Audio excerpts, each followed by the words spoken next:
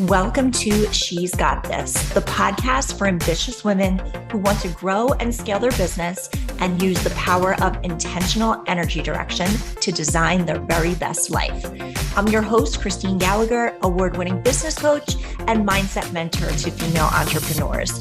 If you're ready to own your brilliance while making bank, step into the absolute best version of you, and become a force for positive change in the world, you're in the right place. Let's do it.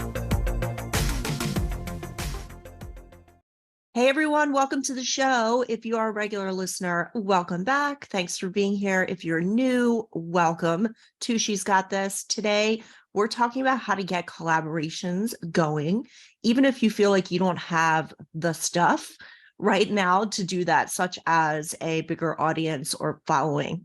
So first of all, what do we mean by collaboration? Another way to say collaboration is the words joint venture. So you may have heard it described that way before, but essentially what it is when two or more businesses are coming together and they're combining things. So this could be their resources, their assets, their client base, their credibility. Sometimes it could be money and so on. But the bottom line is, whatever you call it, it's really a win-win-win situation for everyone involved.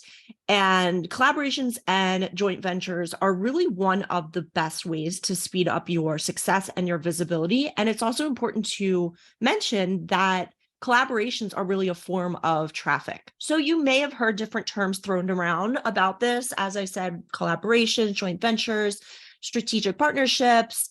So there are some differences just to put out front before we dive deeper. So a joint venture or somebody that you're having a strategic partnership with, typically there's a personal relationship that already exists. And usually the level of commitment is much higher. You may have also heard of the term affiliates. And affiliates are great, but they're a little different. So for example, you might have a tab on your website that people can go to and find out how to sign up as your affiliate, which would mean that they believe in your product or service and they love it so much that they're happy to go out and tell other people about it. And if somebody buys through their affiliate link for your thing, then they get a commission. So the thing with affiliates is there doesn't necessarily need to be a personal relationship that exists already. There's not necessarily any kind of bond there. But with things that are usually termed joint ventures, there are typically signed agreements involved. But again, it depends on the relationship. There are different sort of levels of casualness, and it's really up to you ultimately. So let me give you a few examples of what collaborations could look like. There are so many, but just to give you something to chew on, number one might be doing some sort of class together, like a webinar, a masterclass, or even joint live stream on a topic that is relevant to you and somebody else's audience. So you join with Jennifer because her audience is similar to yours, but you don't directly compete. So you don't teach or coach or consult or whatever it may be on the same things, but you have a similar type of person in your audience and you get together and put together a class that is complementary to both of your audiences. That might be a simple example of a collaboration. Another example would be those summits or joint interviews you see out there where sometimes you'll see people who are interviewing people around a certain topic for a certain number of days, like they'll have a summit that lasts a week long, maybe they'll have an interview every day. So if you're the person running the summit, you're interviewing these people, or if you're somebody who's on a summit, then you are one of the guest experts who is speaking on that topic. Another simple way to talk about a collaboration is when you do email for email, which is you partnering with somebody else, again, who usually has a similar audience, where you send an email to your list about their thing and vice versa. You could also collaborate on creating a product, creating a service, creating a workshop, speaking on other people's stages, offering to give something to their email list, like some sort of free gift. So again, there are lots of different examples of collaborations out there. The reason why this has been one of the biggest and fastest ways that I've grown my business over the years is because there's a lot of benefits to collaborating with other people. So essentially, you're increasing your credibility because you are collaborating with somebody else who typically already has some sort of credibility themselves, whether that's an audience, a following, they're known as an expert, they have their own system, they have a book. I mean, it could be anything, but your association with that person is elevating your credibility. And of course, collaborations are great because you get increased visibility in front of new potential markets. And you also get to create and add value for people. And you can also save a lot of time, effort, energy, and money by doing collaborations in your business. Now, how do you actually figure out who would be somebody good to collaborate with? This is totally up to you. I mean, it could be anybody from, that person is a really good friend and also a colleague, and we would be awesome doing something together, to, oh my gosh, I really admire that person. They have a great audience, and I'd love to be able to share my value with their audience. But some of the things you can look at right off the bat are, okay, who else do my clients actually buy from? You want to brainstorm other people, other companies, other websites that are already reaching your ideal clients. You can also look at former and current clients as well, people that you meet through networking online and offline, biz friends, which are people that I consider to be colleagues, but also their friends. So for example, over the years, I've joined many different programs myself and masterminds and things like that. And I've collected some really amazing friends who are also business owners and entrepreneurs. And because we are friends and know each other through different programs, it's a great foundation to also collaborate together. So looking at communities you're already part of, and also, of course, in social media. So with social media and with networking or anything else, you want to always be thinking about, prospects, potential clients, but also potential partners. And as I'm sure you've heard before, it's always great to start with people who already know, like, and trust you. And again, it doesn't mean you necessarily have to be rubbing shoulders with huge names who have lists of 100,000 plus people. It could literally be somebody that you are connected to, where there's already some sort of foundation built, some sort of relationship, some sort of connection. Again, even if it is just through, let's say, Instagram or Facebook, but you see a synergy there, and you may not have the biggest audience, and maybe that other person doesn't have the biggest audience either, but it's okay. First of all, we all start somewhere. But second of all, I have seen that you never know what could come out of any type of collaboration, no matter how small it might be. It also just gets you in the energy of collaborating with other people and looking at that spirit of collaboration versus competition, which is a really good energy to be in.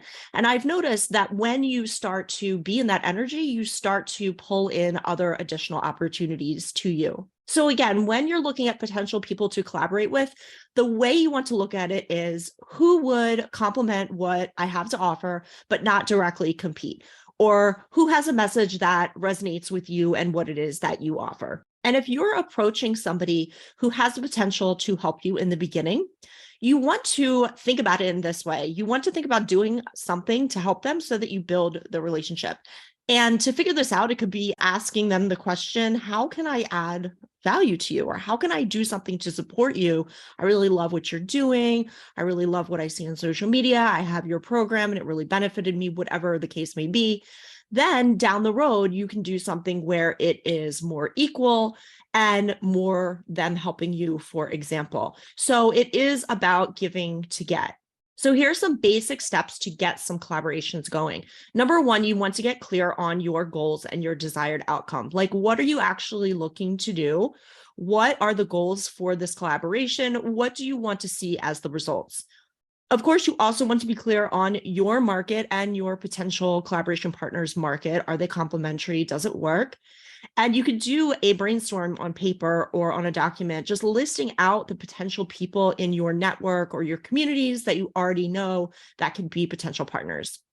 Another thing to do is to develop sort of time frame categories. A mentor told me about this long ago, and it always stuck with me. They were saying that there are certain people out there that are more immediate type partners. So for example, those you're already in a relationship with, those you already are friends with or colleagues with, or have some sort of connection or relationship already, that time frame for doing a collaboration might be more like 1 to 3 months. But you might have people that are a little bit further out than that, like 6 to 12 months. And then there might be people that are more like a year and beyond because you have not built a relationship yet, or maybe they're just a bigger name that's going to take a little more effort to get something going. You might want to think about, where can I essentially rub shoulders with this person, whether it's virtually or in person? That's a great place to get started. So again, agreements aren't always something that are going to be part of a collaboration. A lot of times it is smart to do it. It just, again, depends on the level of casualness or commitment that's going on. But if you decide you're going to do a collaboration and you have both gotten clear on what's to happen in that collaboration and you decide to make it official, you could create an agreement. Now, the agreement is usually the most important thing, especially when there are paid things involved. So what you can do with that agreement is you can lay out who is doing what in the collaboration. If there's some sort of payment or commission happening, what is the percentage of the commission, if that's applicable to the situation. You could also include when that payment is going to be made and how that payment is going to be made as well. So basically, it's really just important to have some guidelines and have some requirements clearly laid out and understood by both sides. What is exactly expected of the both of you? And again, jumping back to that idea of time frame categories, there might be people that are right now in your sphere that you could reach out to today or tomorrow and start to form the alliance. Or maybe there's somebody that is already a person you're in a relationship with or have a strong connection to. And so you can start putting those names in the different categories that best represent your ability to develop that collaboration given the time frame. So if it's a now person, the first question to ask is, okay, how can we both immediately benefit from this relationship? If it's somebody that's more in the 6 to 12 months down the road category, it may be that you don't know that person yet and you still have to introduce yourself and start to support them and offer to help them in some way. And if it's beyond 1 year, really, again, what the focus should be is the intent of collaborating with them in the future and making a point of having some sort of personal contact. One thing that gets people tripped up is, how do I actually say the thing? Like, how do I have the right wording to reach out to somebody to collaborate, especially if it's somebody that I maybe feel a little intimidated by, or maybe you don't even feel intimidated by, but you just aren't sure exactly how to word things. One of the simplest ways to think about it in terms of a sort of script that's really not a script would be something like, if there's anything that I can do to support you in the next project you're working on, don't hesitate to ask. In fact, I would love to interview you for my audience and promote your whatever it is. It could be a book, a course, whatever they're coming out with, to my audience. So it is okay to ensure that you're getting something in return that suits you. But when you do that, you just want to make sure that you're upfront and clear about your intent. So let's say you're doing a simple collaboration that is you and somebody else hosting a class together, or a live stream or a webinar. So once you've agreed with that person to do the collaboration, you might offer to be the person who hosts the class. And when I say host the class, that could mean you're managing the setup. You or somebody on your team is managing the landing page that people come to sign up for the class. You are managing the autoresponder email that goes out that confirms that they're signed up. You're managing the reminders that go out in advance of the class. And you can have all of that be on your side, which for your partner makes things really easy so that they don't have to really think about too much. But here's also why this is really good for you. If you're the one who's setting all of this up, then their leads that they're sending to the class will go into your database and get added to your email list. So it's really a matter of saying to the person, hey, we've done this kind of thing, this collaboration, this class with somebody else many times, and we've got it all down. We have it all set up. I'm happy to be the host of the class, and here's what I can do. We can create the page where people register. We can create the copy for the email. We can set up the tech. All you have to do is send an email to your list saying, hey, on such and such a date, this cool person, Jennifer, is going to host a class on X. I think you should sign up. Here's the link, right? So all of those people come to your link and they're going to sign up for the class through your email list service.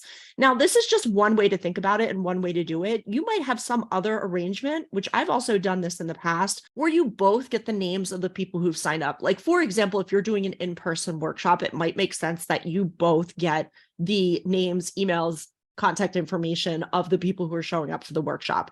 But when we're talking about the typical online setup, this is just a really great way for you to make it easy for your partner, but also ensure that you're building your audience with new people at the same time. So again, who do you actually reach out to when you're looking at doing collaborations? You might not want to go for the big name people right away because it may take time, and that's normal. Sometimes people will want you to have a bigger audience in return. Sometimes they won't. I want to say this because I know a lot of people will get intimidated and think, well, aren't they going to ask me how big my list is or how big my following is, et cetera, et cetera? Don't they want me to have been in business for X number of years? Not necessarily. There have been scenarios where people don't even ask that. They just see the value and want to connect and work with you for whatever reason it is that they want to work with you. They see the value there. But in a lot of cases, if it is somebody who is more established, they may be looking for that information. That's okay. If you still want to work with somebody who might have a bigger name in the industry, what you can do is you can introduce yourself to somebody who might be their key decision maker. Usually that's somebody who is a joint venture or collaboration assistant or somebody who helps with those types of things in their business. You might want to ask that person, okay, what kind of concerns do these people's clients or members have? What are the hot topics? What could they use help with? And see if you are somebody who can add value there. See if you have the resources, the expertise, et cetera, to support their people. So here's something really important to remember. The people that you could potentially be collaborating with are already in your life. So the people with the resources needed for you to reach your big goals are already there. And it's really simply a matter of getting clear on who they are and focusing on creating that win-win-win relationship. Because again, the idea is to give value and help them first, if at all possible, and then see how they can help you. So again, it's about giving first and then receiving.